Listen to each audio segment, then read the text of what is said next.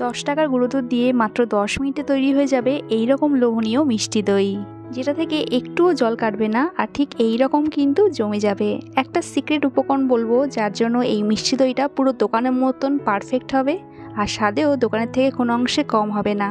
চলুন দেখে নিই 10 মিনিটের এই লোভনীয় মিষ্টি দইয়ের রেসিপিটা। দই বানানোর জন্য সবার প্রথমে 10 টাকা দামের গুঁড়ো দুধের 2টো প্যাকেট নিয়েছি। আমি এখানে যে সাদা আমুল স্প্রেটা হয় সেই প্যাকেটের দুধটা নিয়েছি, আপনারা চাইলে সবুজটাও নিতে পারেন। এবার এই গুঁড়ো দুধের সঙ্গে বাটি মেপে প্রথমে 1 বাটি এবং পরে আরও হাফ বাটি অর্থাৎ টোটাল 1.5 বাটি জল দেব। জলটা এখানে একদম উষ্ণ গরম হতে হবে। জল খুব গরম হলে পাউডার মিল্কটা কিন্তু গুলতে চায় না। পাউডার মিল্কটা জলের সাথে খুব ভালো করে মিশিয়ে নেবো যাতে দুধের কোনো রকম লাম্পস না থাকে। আর এই পাউডার মিল্কের বদলে আপনারা নর্মাল যে দুধ হয় সেই দুধও কিন্তু এখানে ব্যবহার করতে পারেন। আমি যেহেতু খুব তাড়াতাড়ি দইটা বানিয়ে দেখাবো তাই পাউডার মিল্কটা ব্যবহার করলাম। দুধটা গলা হয়ে গেছে, এবার চিনির ক্যারামেলটা বানিয়ে নেবো। একটা কড়াই বসিয়ে নিয়েছি এবং কড়াইয়ের মধ্যে দিয়ে দিলাম 5 চামচ চিনি। যেহেতু গুঁড়ো দুধের একটা মিষ্টি থাকে সেই জন্য চিনিটা একটু কম দিলাম। আপনারা যদি নর্মাল দুধ ব্যবহার করেন তাহলে চিনিটা কিন্তু আর একটু বেশি দিতে হবে। চিনিটা এরকম একটু স্প্রেড করে দেব এবং লো ফ্লেমে ওয়েট করব যতক্ষণ না চিনিটা গলে যাচ্ছে। আর এখানে দেখতে পাচ্ছেন চিনিটা আস্তে আস্তে গলতে শুরু করেছে। চিনি গলার সময় কিন্তু খুন্তি নাড়ানাড়ি করতে হবে না, তাহলে কিন্তু ক্যারামেলটা ঠিকঠাক তৈরি হবে না। যখন এই রকম লালচে কালার চলে আসবে তখন খুন্তি দিয়ে আস্তে আস্তে এটা নাড়াচাড়া করতে হবে।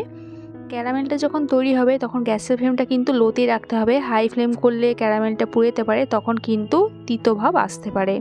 কন্টিনিউ এবার নাড়তে চাড়তে হবে যতক্ষণ না চিনিটা পুরোপুরি গলে যাচ্ছে। আর এখানে দেখুন চিনিটা কিন্তু পুরোপুরি গলে গিয়েছে। এই সময় দুধটা এখানে দিয়ে দেবো। দুধটা তবে খুব সাবধানে দেবেন, নাহলে কিন্তু গায়ে ছিটকোতে পারে। দুধ দেওয়ার সঙ্গে সঙ্গে দেখবেন চিনির যে ক্যারামেল তৈরি হয়েছিল সেটা এরকম ক্রিস্টালে পরিণত হয়ে যাবে। এতে কিন্তু ভয় পাওয়ার দরকার নেই। নাড়তে চাড়তে চিনির এই ক্রিস্টালটা গলে যাবে আর দুধটা খুব সুন্দর একটা কালার আসবে। আর যদি আপনারা চিনির এই ক্যারামেল তৈরি করে দইটা বানাতে না চান তাহলে এর বদলে আপনারা গুড়ের বাতাসা দিলেও হবে, সেক্ষেত্রেও কিন্তু দইটা লালচে কালার চলে আসবে। লো টু মিডিয়াম ফ্লেমে 1.5 থেকে 2 মিনিট মতো নাড়াচাড়া করলেই দেখা যাবে চিনির এই ক্যারামেলটা কিন্তু গলে গেছে পুরো। আর দেখতে পাচ্ছেন পুরোপুরি কিন্তু ক্যারামেলটা গলে গিয়েছে আর দুধের একটা খুব সুন্দর কালার চলে এসছে। গলে যাওয়ার পর দুধটা কিন্তু আরও 2 থেকে 2.5 মিনিট মতন একটু ফুটিয়ে নিতে হবে, নাহলে দইটা একটু জলসা লাগবে। তো আমি এখানে আরও 2 থেকে 2.5 মিনিট মতন দুধটা ফুটিয়ে নিয়েছি। এরপর গ্যাসটা অফ করে দিলাম আর দুধটা একটা পাত্রে ঢেলে রাখলাম একটু ঠান্ডা হওয়ার জন্য। আর যতক্ষণ দুধটা একটু ঠান্ডা হচ্ছে ততক্ষণ আরেকটা এরকম স্টিলের বাটি নিয়ে নিয়েছি। বাটিতে দিয়ে দেবো 2 চামচ টক দই। এইটুকু দুধের জন্য এই 2 চামচ টক দই ঠিক আছে। দইটা খুব ভালো করে ফেটিয়ে নেবো। এখানে দইটা কিন্তু রুম টেম্পারেচারে রাখা দই নিতে হবে। যদি ফ্রিজ থেকে বের করেন আধ ঘন্টার জন্য একটু রেস্টে রেখে দেবেন, তারপরে দইটা ব্যবহার করবেন।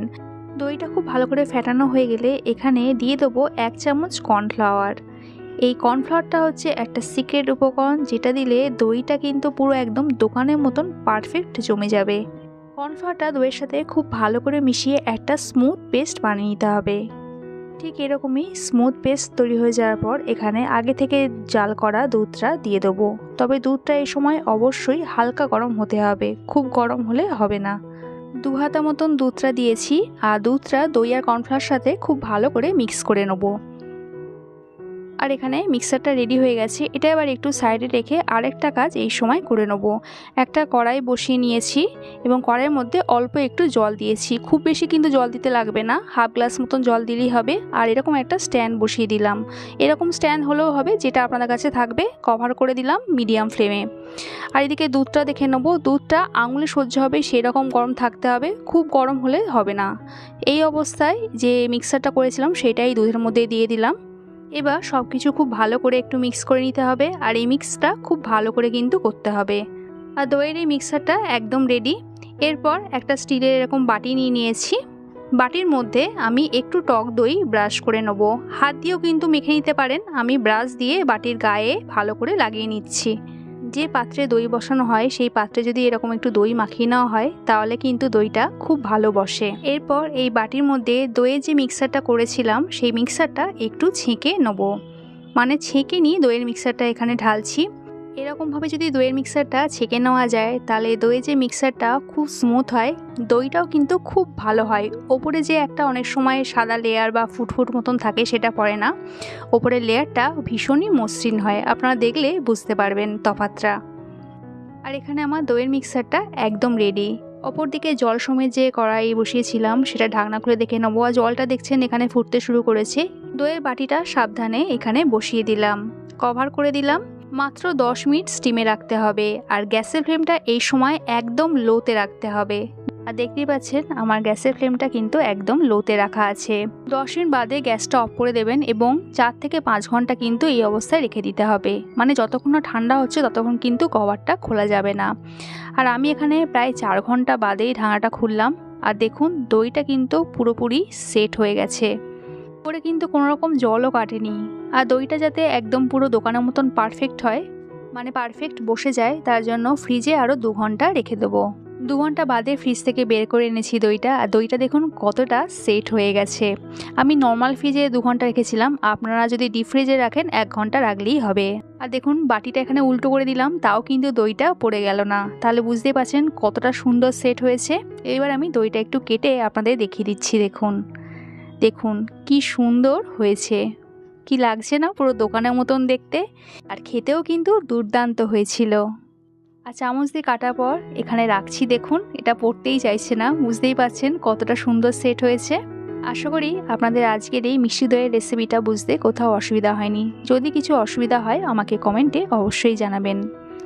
আমার আজকের এই 10 মিনিটের গুঁড়ো দুধ দিয়ে মিষ্টি দইয়ের রেসিপিটা যদি আপনাদের ভালো লাগে একটা লাইক কমেন্ট করা অনুরোধ রইল। দেখা হচ্ছে আবার এক নতুন রেসিপির সাথে। সবাই সুস্থ থাকবেন, ভালো থাকবেন।